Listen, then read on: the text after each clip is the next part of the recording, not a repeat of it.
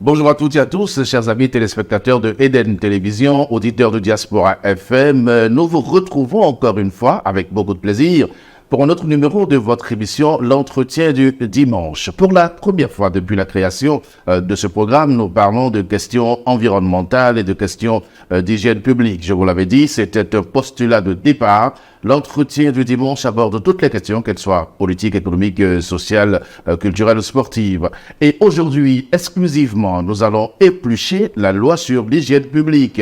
Le thème de cette émission, c'est la question de l'hygiène publique, cadre légal et répression. Et pour parler justement de cette question, je suis allé chercher un spécialiste des questions environnementales. Ça fait plusieurs années qu'il se débat dans ce secteur, quelquefois avec des succès, quelquefois avec des échecs, mais pourtant, il est toujours présent dans le secteur. Il s'appelle Clément Cotton, il est le directeur général de l'unité de protection de l'environnement. Monsieur Cotton, bonjour. Bonjour, monsieur le journaliste. C'est un plaisir de vous retrouver et de parler avec vous des questions d'environnement. Le plaisir réciproque. Ça fait très longtemps que c'est vu, donc absolument. Le plaisir partagé. D'accord. Alors, monsieur Cotton, avec vous, aujourd'hui, on parlera exclusivement de la loi sur l'hygiène publique, la question de l'hygiène publique, le cadre légal dans notre pays, le Bénin, et la répression. Mais les téléspectateurs et auditeurs ont d'abord envie de savoir ce que c'est que l'hygiène publique.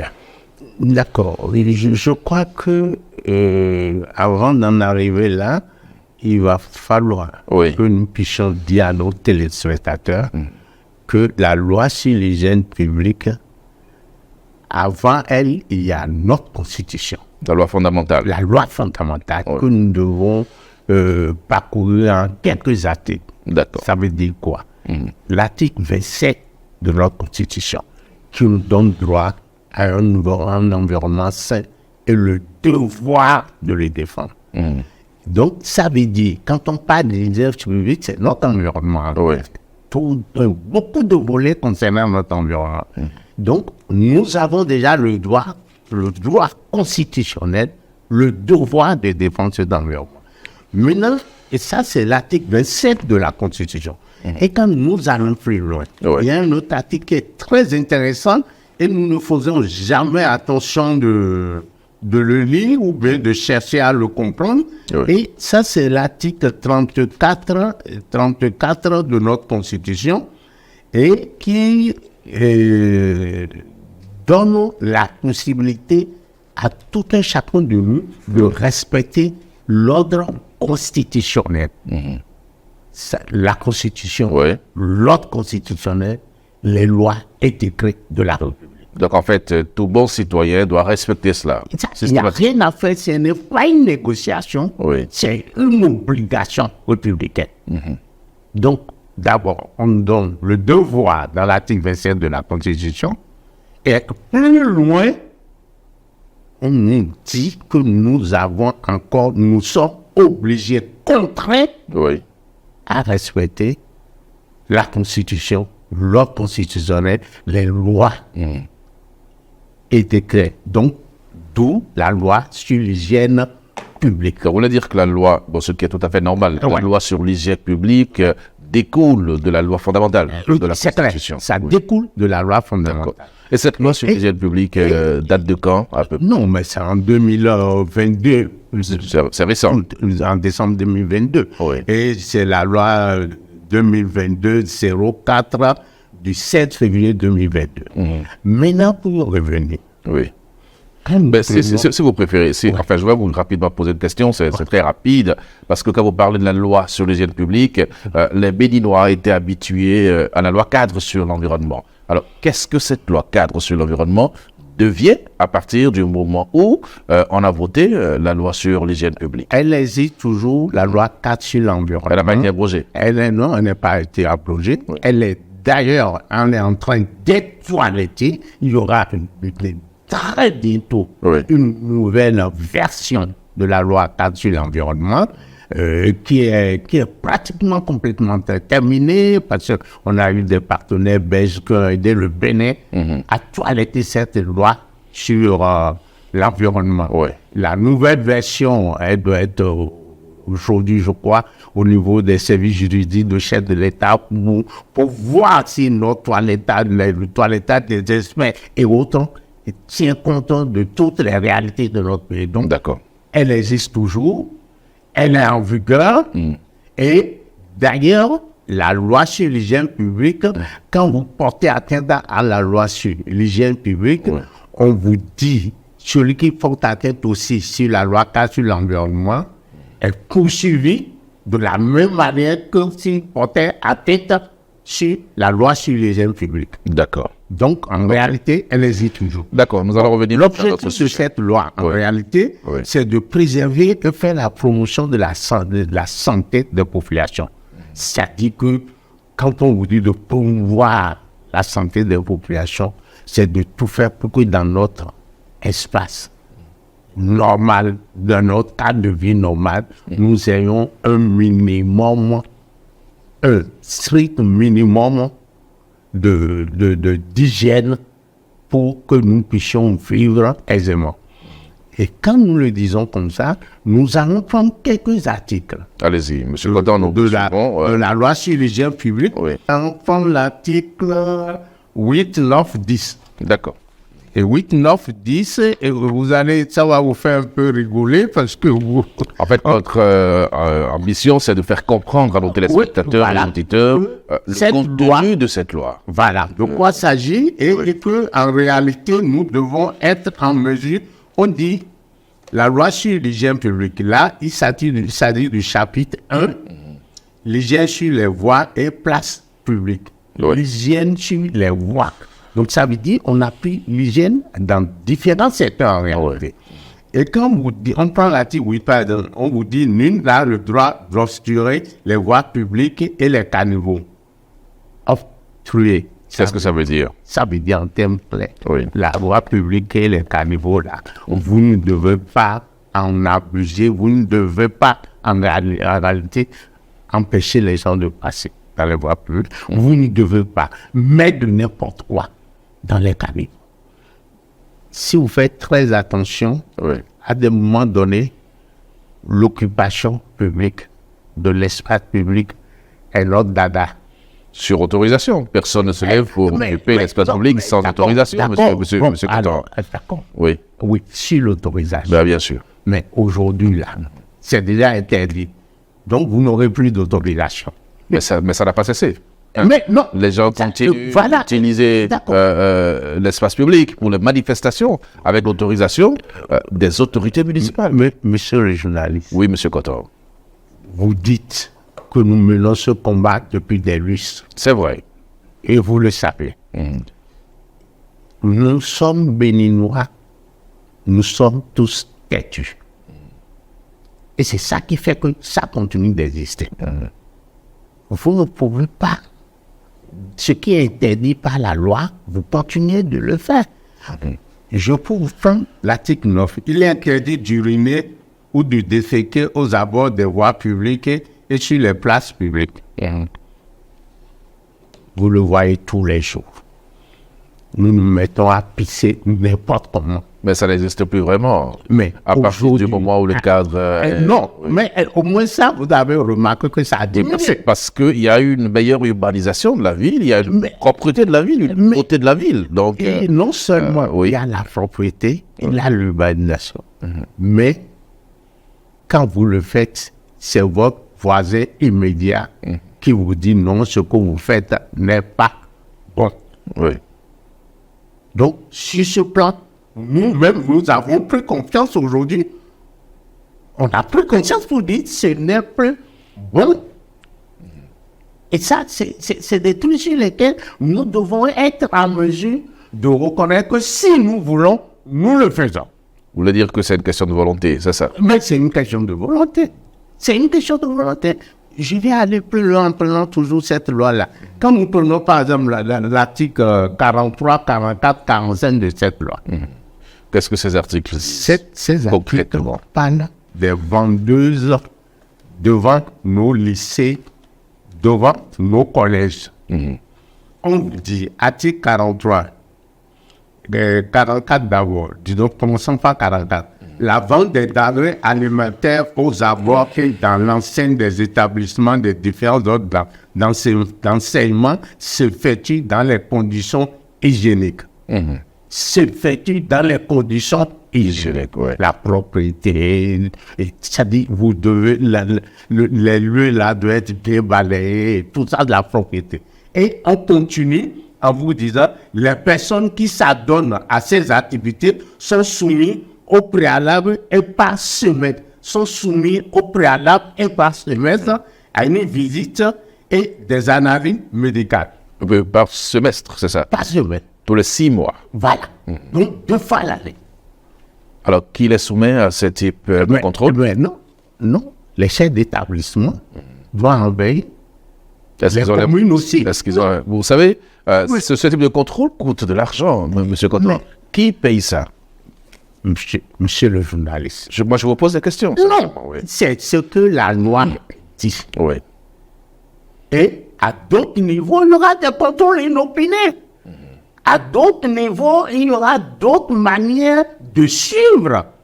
Et c'est là que vous tombez sur le coup de la loi. Alors, pourquoi doit-on faire des contrôles médicaux à ces personnes-là? Mais écoutez, monsieur le journaliste, ils vendent à manger à nos enfants. Ils doivent avoir leur état de santé doit être quand même acceptable. Vous vous rendez compte que ces bonnes dames qui se lèvent tous les jours à 4 heures du matin préparées, vous les voyez commencer par vendre à 7 heures du matin. Déjà à l'école à 7 heures, vous voyez déjà les enfants en train de certains enfants qui achètent à manger.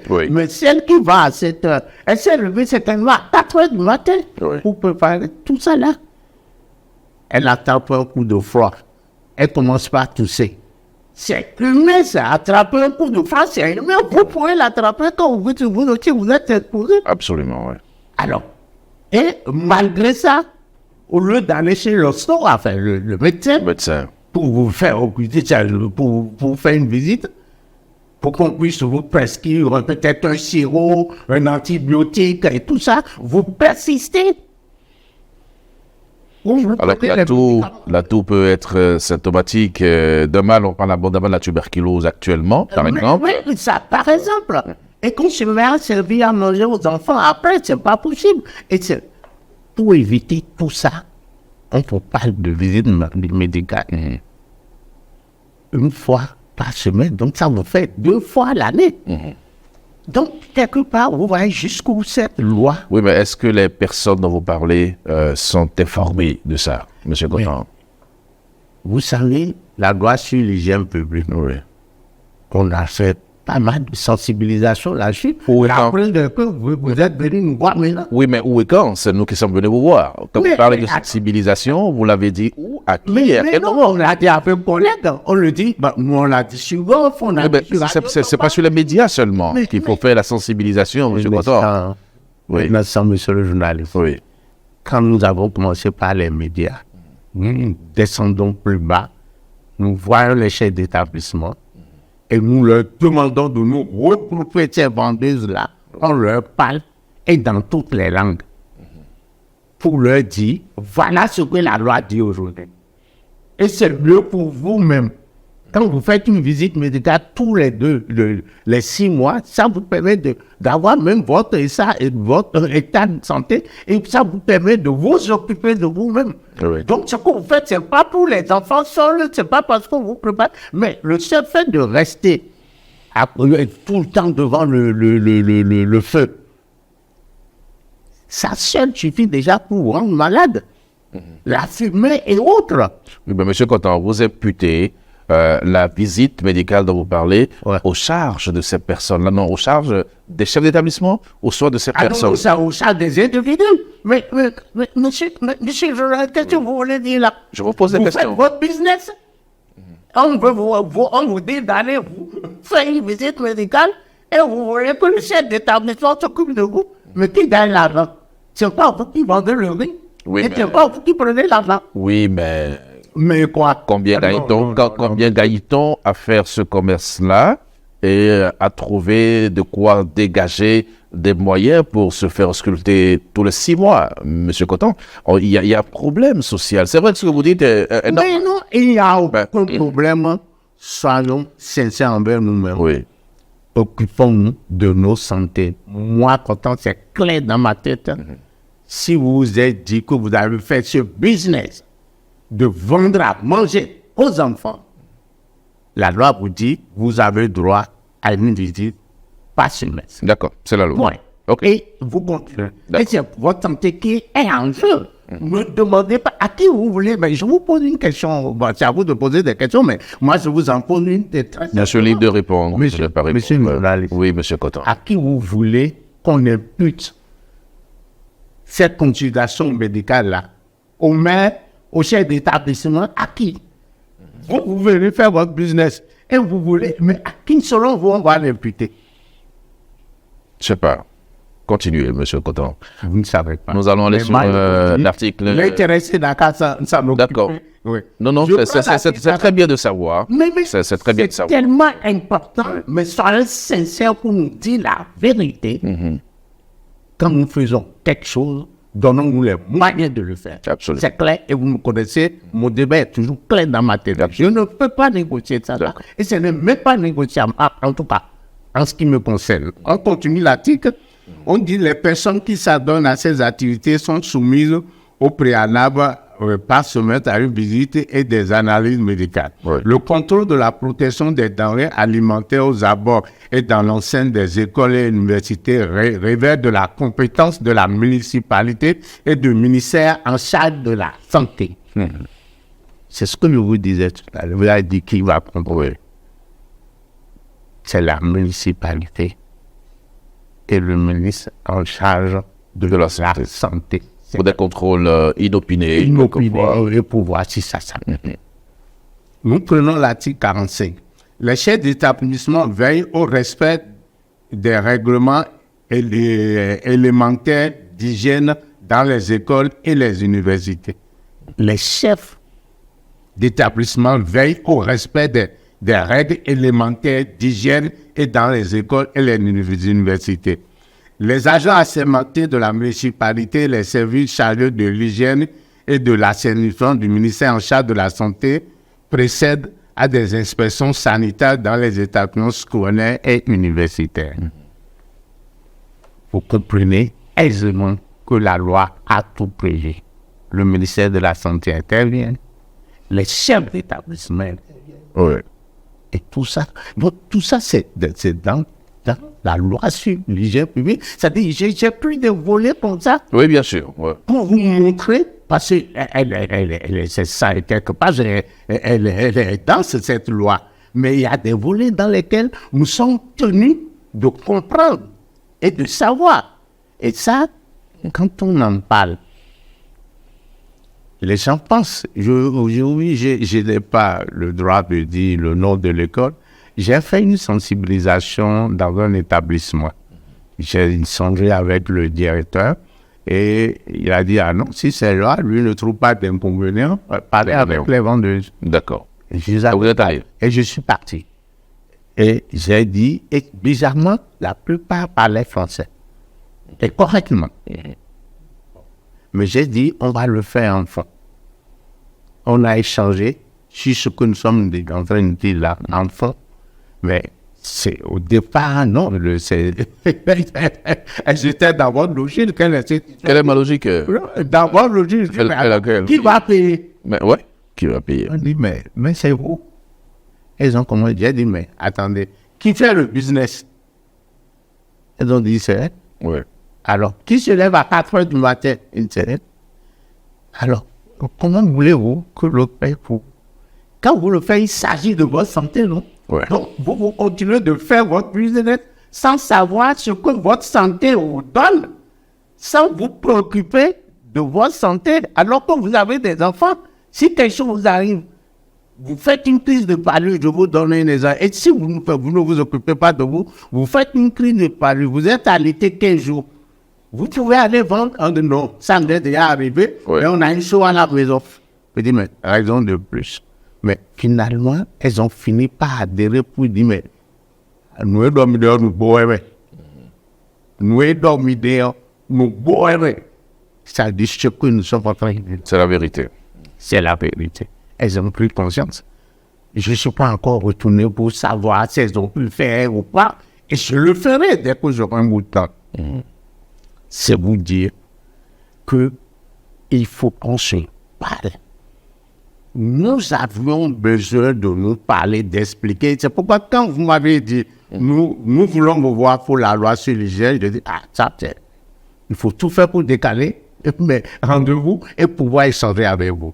Vous avez vu, dans cette loi, elle prend en compte beaucoup de volets que nous ne savons pas. Eh ben, est-ce qu'il y a d'autres volets, d'autres chapitres qui pourraient intéresser nos téléspectateurs et auditeurs?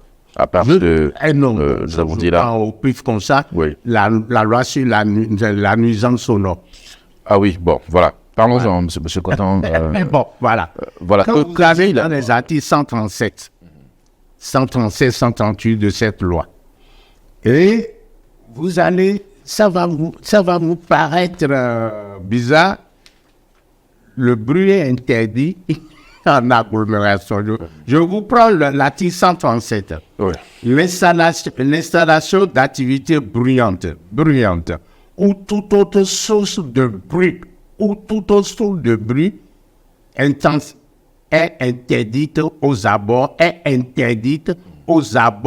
des établissements des différents ordres d'enseignement.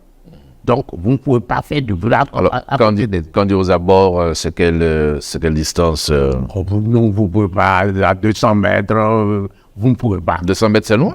Même 100 mètres déjà, mais c'est interdit. Il ne faut même pas imaginer, quand on dit c'est interdit, déguerpisser. Ne cherchez pas à le voir, à le faire parce que vous tombez sur le coup de la loi.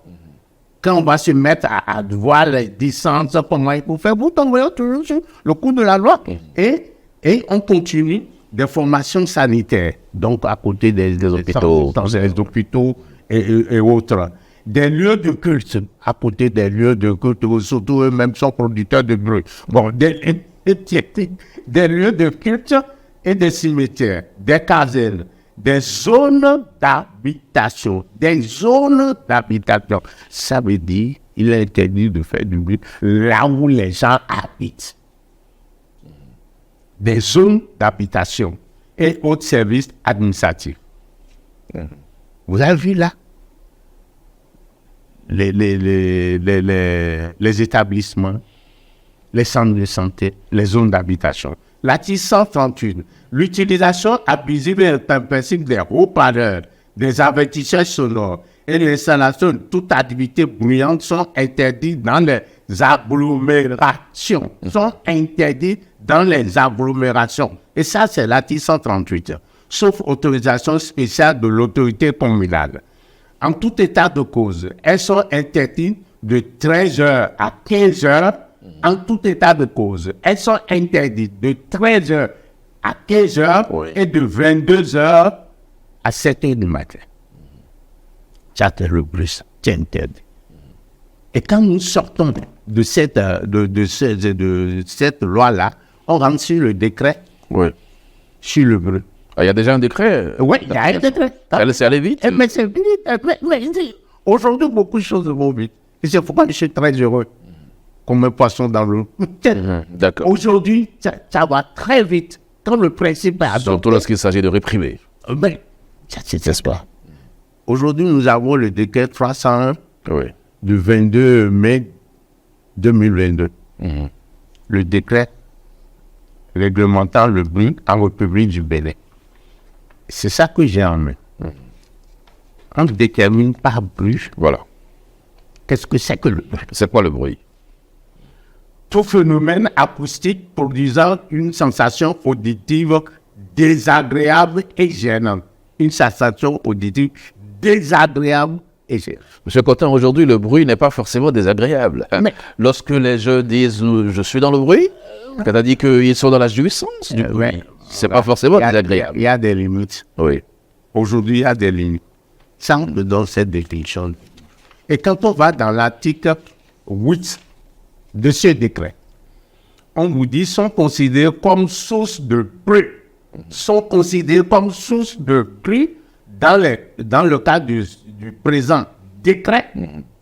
Les installations et équipements et autres activités ci-après. Allez-y. Les industries,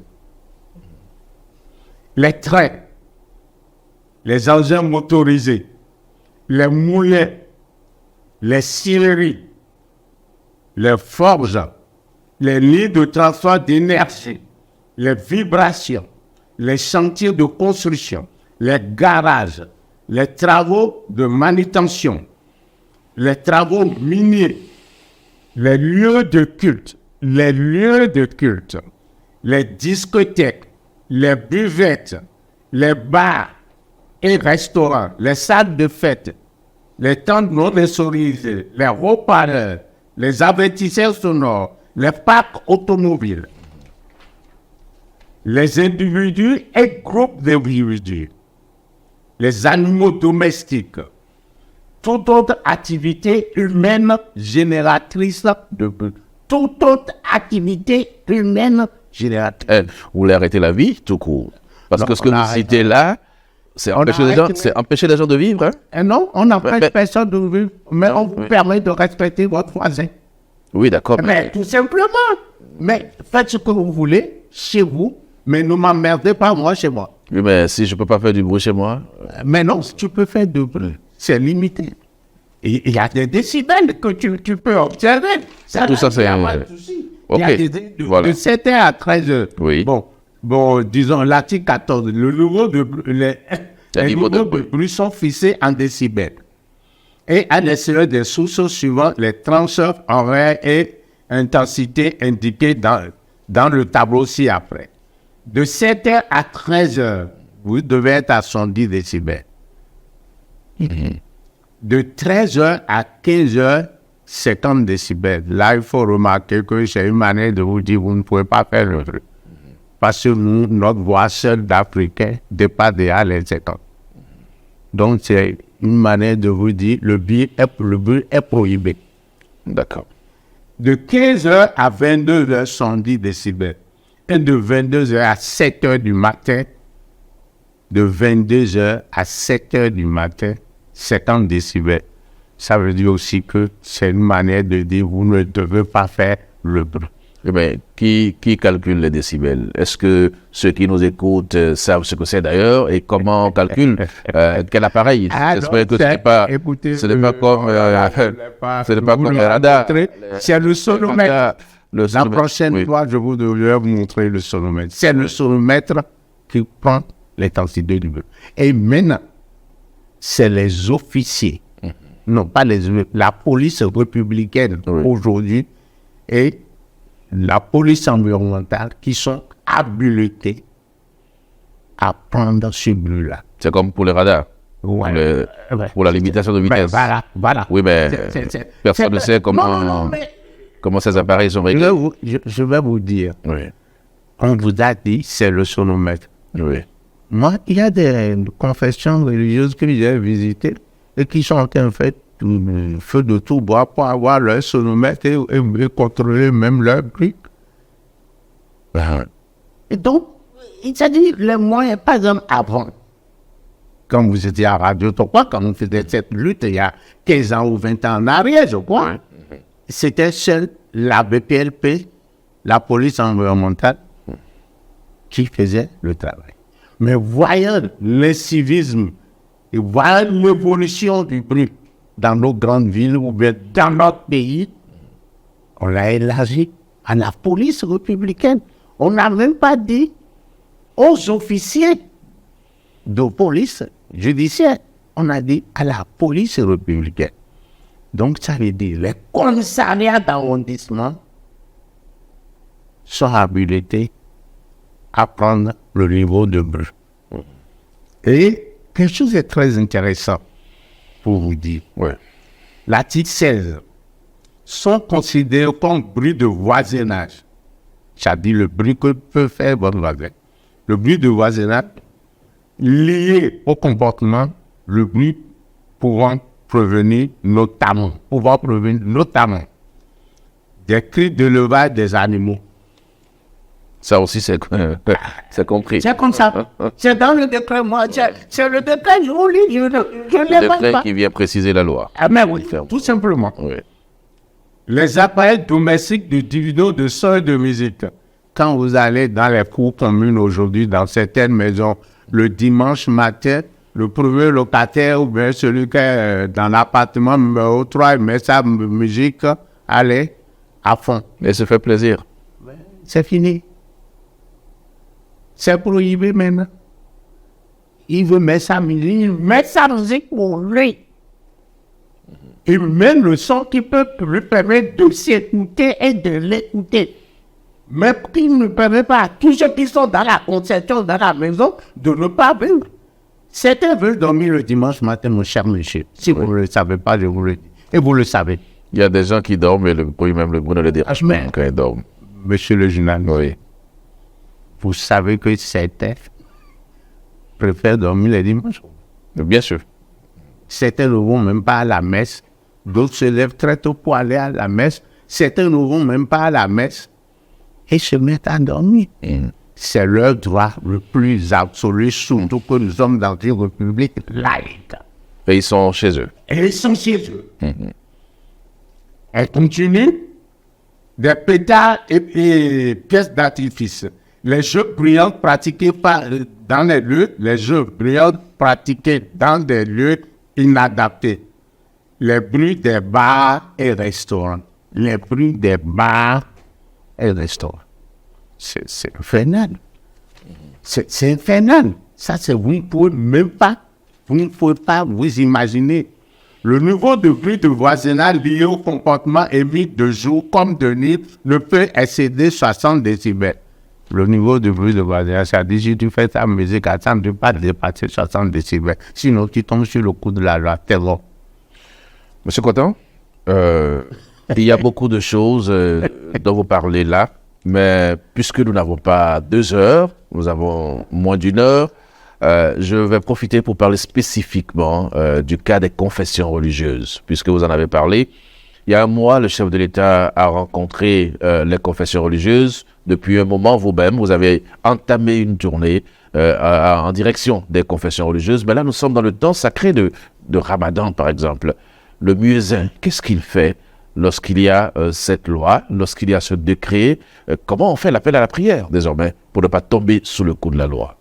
Je vous dirais, au passage, je vous dirais d'abord que je remercie le chef de l'État infiniment. Pourquoi? En mai de l'année dernière, en 2022, c'est lui qui a demandé l'adoption de ce décret sur le brut. Il a fait son travail. Pourquoi vous le remerciez? Non, écoute, oui. C'est le président de 12 millions d'habitants. Non, il a été élu pour ça. Il a été élu pour ça. Oui. Il a tous ses canaux pour savoir ce qui gêne sa population, ce qui indispose, ce qui n'est plus acceptable. Et ce décret a été pris. Vous êtes témoin. Depuis presque 20 ans, je mène ce combat. Arrêtons le brut. 0 pollution sonore. Oui. 0 brut. Ça a été pris. Et on a donné la latitude aux gens de s'adapter à ce décret. Et dès que ça a été pris, il y a une large sensibilisation conduite par le ministre Donato même. Au lendemain de la prise du décret, il est allé sur l'ORTB avec toute une équipe. Et ils en ont parlé longuement. Après, des instructions sont données dans tous les départements pour qu'on en parle. Il y a vraiment une sensibilisation. Ça a été. On ne dit jamais qu'une sensibilisation est suffisante. Elle continue, elle est permanente. Et il y a un mois, donc presque un an après, oui. Le chef d'État a invité les responsables des confessions religieuses. Je l'ai appris comme vous, à la radio, à la télé et dans la presse écrite. Pour dire, vous savez bien qu'il y a une loi sur l'hygiène publique, vous savez bien qu'il y a un décret sur le brut. Je vous demande de respecter Donc, il lui a parlé en leur donnant 2 semaines. Ça fait presque un mois, il les a vus.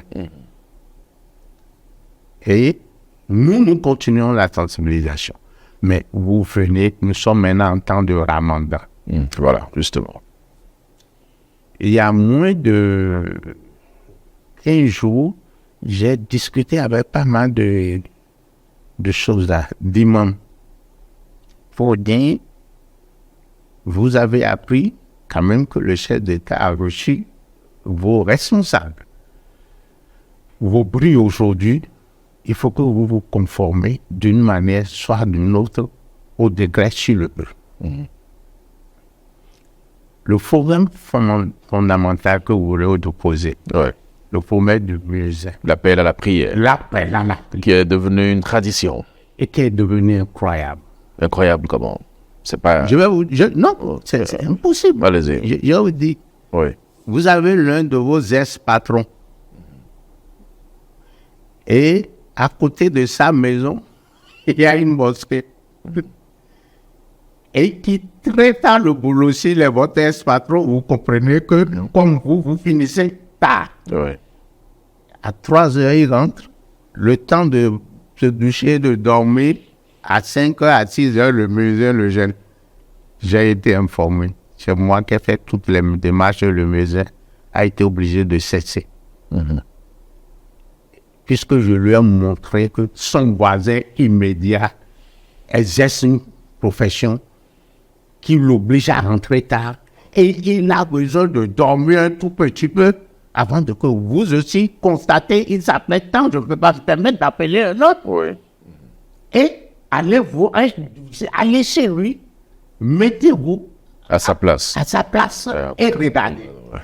Mais je vous jure, l'imam a été, c'est-à-dire, ils ont cessé. Ça veut dire, on est dans des situations où nous n'avons plus le choix. Mais comment faire l'appel aux fidèles? Comment faire? Donnez-nous une solution, on a envie de savoir. Monsieur le journaliste. Oui, monsieur Coton. Vous, pour que vous soyez avec moi aujourd'hui, vous êtes réveillé à une certaine heure. Comme vous le faites pour pouvoir préparer votre émission. Mais qu'est-ce qui vous réveille? Non, je pose une question. Excusez-moi, c'est à vous de poser la question. Non, mais moi, je pose une question pratique. Qu'est-ce qui vous réveille pour que vous ne soyez pas... Le problème, c'est qu'on ne peut pas personnaliser le débat. Ce qui me réveille, moi, ne pas me réveiller, vous. On ne personnalise pas. Je voulais vous dire tout simplement. Oui. Ne vous gênez pas. Mais ne soyez pas embarrassé dans ma Pas du tout. Au contraire, je suis totalement à l'aise. Totalement à l'aise. Ce qui peut vous réveiller peut ne pas me réveiller. Donc, si je vous dis que je me réveille... Aujourd'hui, les gens utilisent leur portable pour se réveiller. Utilisons nos portables. Moi, c'est une proposition parmi tant d'autres. Moi, pour me réveiller. D'abord, moi, mon portable, il ne sonne jamais. Ça vibre ou ça clignote. Mais quand je veux me réveiller tôt, je mets l'heure. Et ça commence à vibrer, ça vibre et ça me réveille. Moi, c'est ma solution que j'ai pour me réveiller tôt. Ça ne marche pas à tous les coups, hein? Mais, en tout cas, c'est 95% de chance de me réveiller tôt.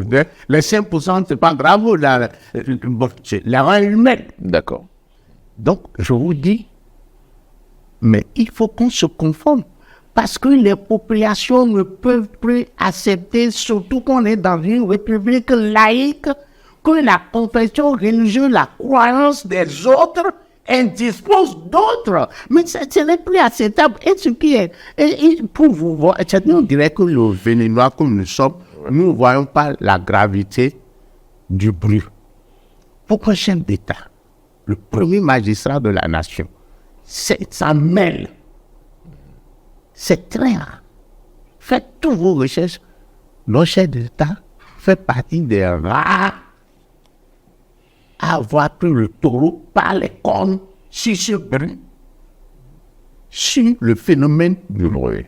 On ne voit pas encore l'aspect santé, c'est-à-dire le stress que créent les gens, les maladies, la sourdité, tout ce que ça crée comme maladie, on n'a pas.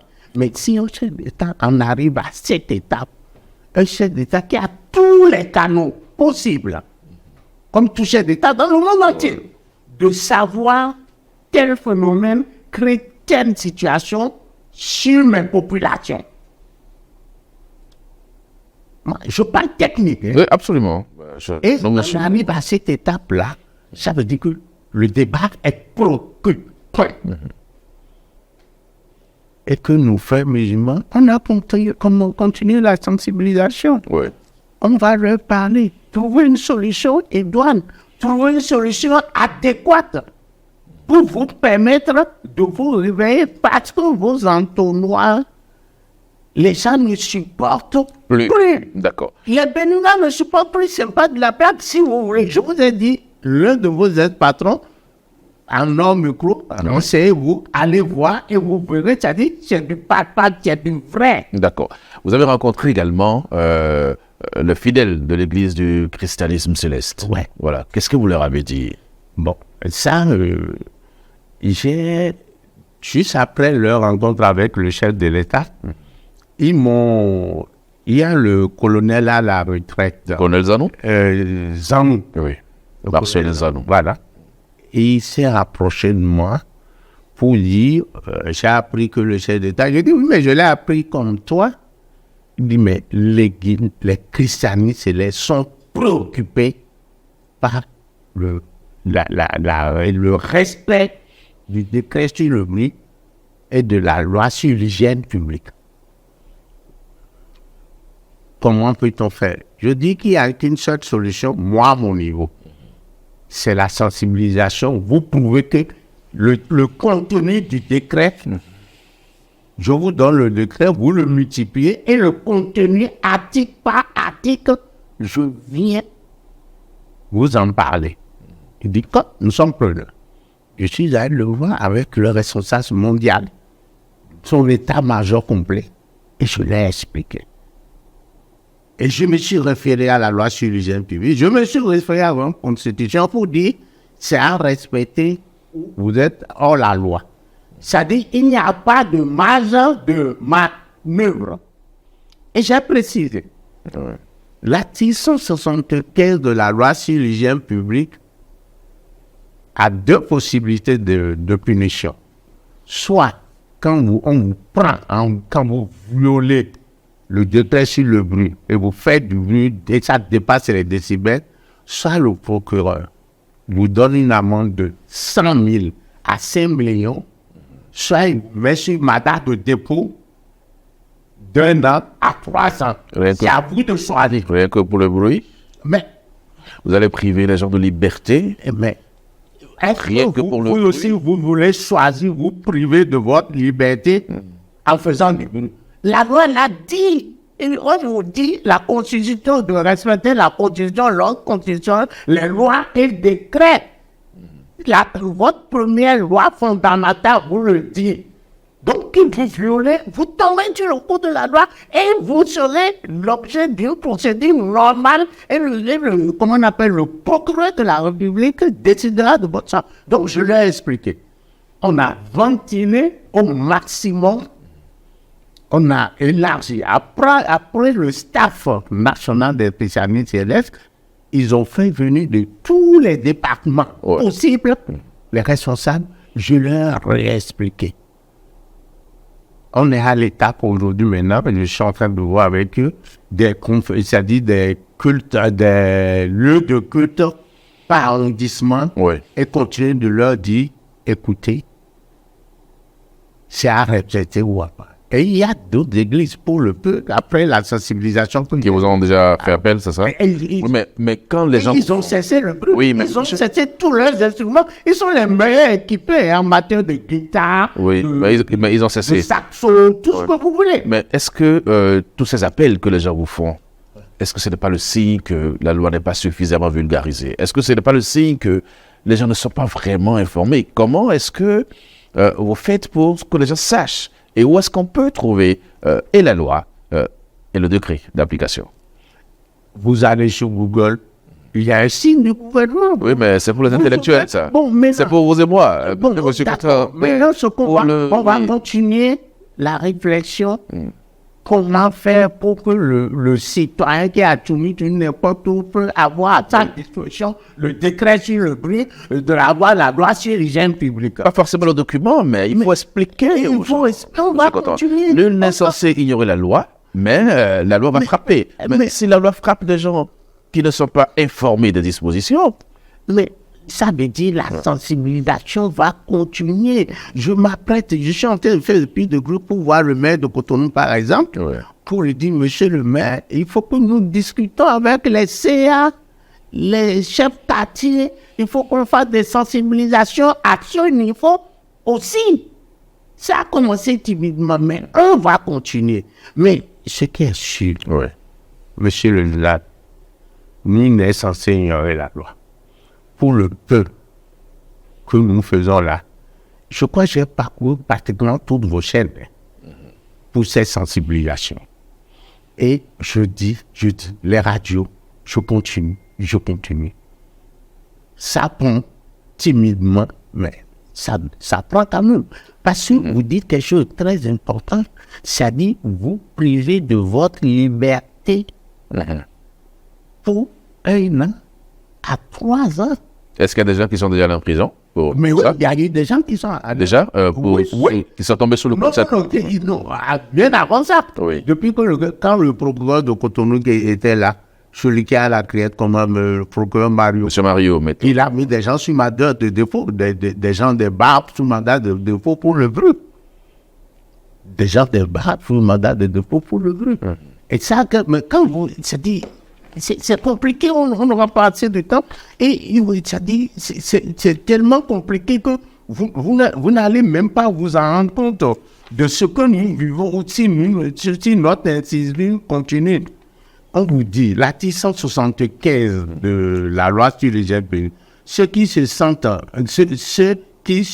rendus coupables d'une violation des articles 132, 137, 138, c'est les deux là qui nous intéressent, sont punis d'un emprisonnement de 1 an à 3 ans et d'une amende de 100 000 à 5 millions ou de l'une de ces deux peines seulement.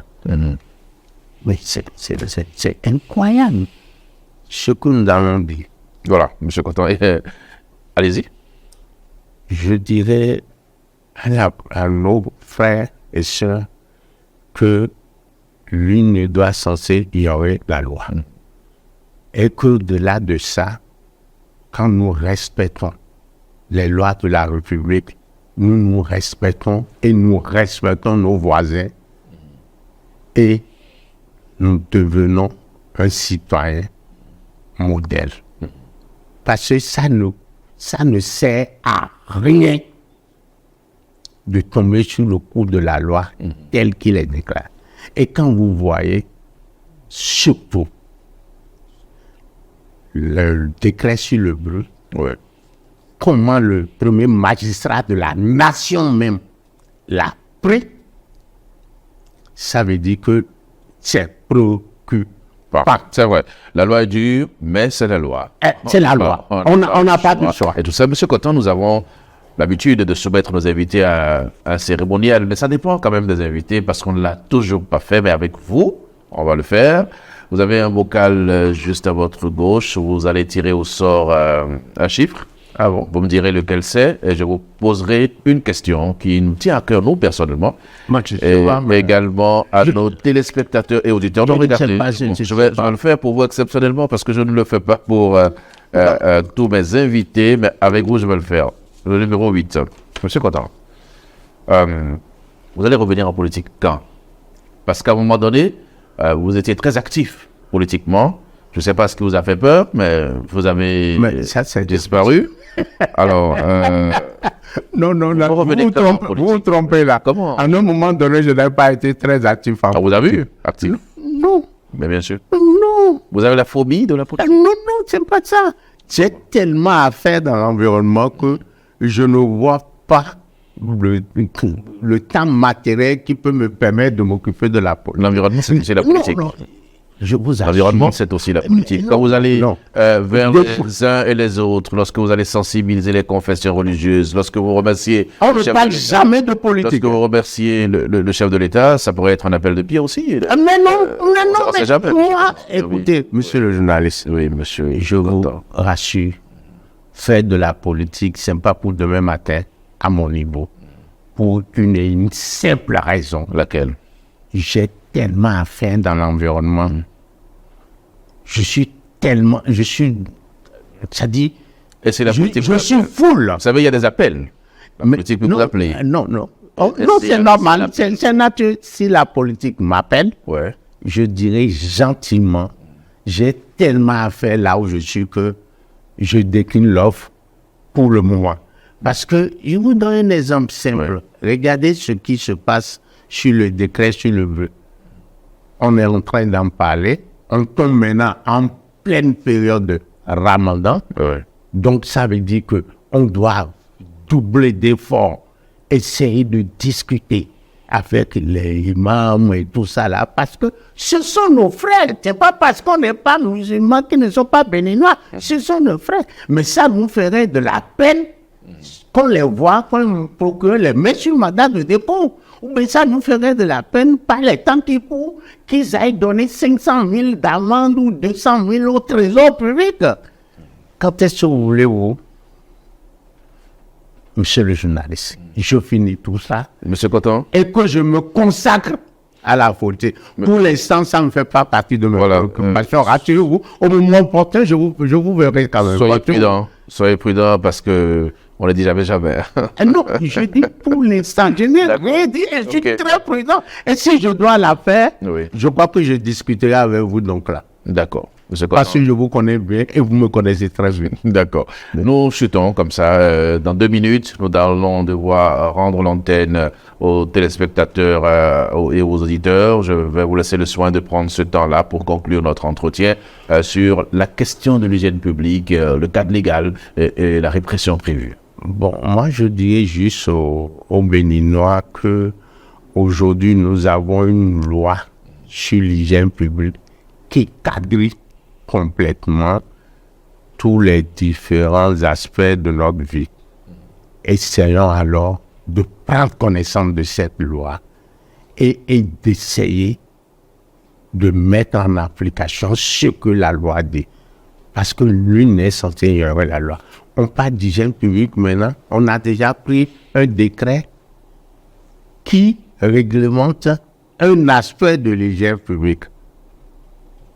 Le blé. Et on en parle, donc vaut mieux que nous faisions tous l'effort de respecter ce décret, de respecter la loi et de respecter l'ordre constitutionnel, de respecter notre constitution, parce que ça ne sert à rien que nous nous laissons avoir. Ça va être compliqué. Nous n'allons pas nous en sortir tel que c'est fait. Je vous donne un exemple rapidement pour plan.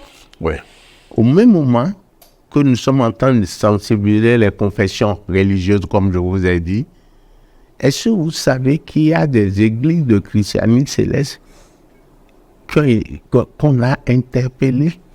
On a ramassé leurs instruments en pleine pluie. Tout récemment, on a essayé mais ça a été terrible. Ce n'était pas à voir. Non, ça a été...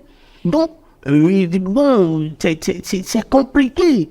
Parce que les voisins aujourd'hui, c'est les voisins, vos voisins immédiats là, qui dénoncent et qui sont même prêts, ils le font à visage découvert. Parce que quand le dossier va au tribunal, le procureur dit, c'est vous qui avez porté plainte, vous dites oui. Et vous voyez celui qui a porté plainte. Donc ça veut dire que même porter plainte, personne n'a plus plainte, qui que ce soit. Donc, essayons de respecter la loi en général et la loi sur l'hygiène publique et le décret sur le bleu. D'accord. Merci, monsieur. Merci beaucoup, monsieur Clément Coton, mesdames et messieurs, chers amis téléspectateurs de EDEN Télévision, auditeurs de Diaspora FM. Nous n'avons pas la prétention d'avoir vidé le sujet. Il y a tellement de choses à dire par rapport à l'environnement et à l'hygiène publique, mais Je vous fais la promesse de retrouver très bientôt M. Clément Cotton sur d'autres aspects de cette question. Retenez essentiellement que notre Constitution nous fait l'obligation de protéger et de défendre l'environnement. Il y a une loi cadre sur l'environnement qui est en plein toilettage. Il y a une loi sur l'hygiène publique. Il y a un décret d'application sur l'hygiène publique. Le cadre légal est totalement tracé pour réglementer cette question. Faites attention pour ne pas tomber sous le coup de la loi, parce qu'après, il sera peut-être trop tard. Merci à chacun et à tous. Je vous souhaite de passer un agréable dimanche en notre compagnie et surtout, restez fidèles au programme de Eden Télévision et de Diaspora FM. À très bientôt.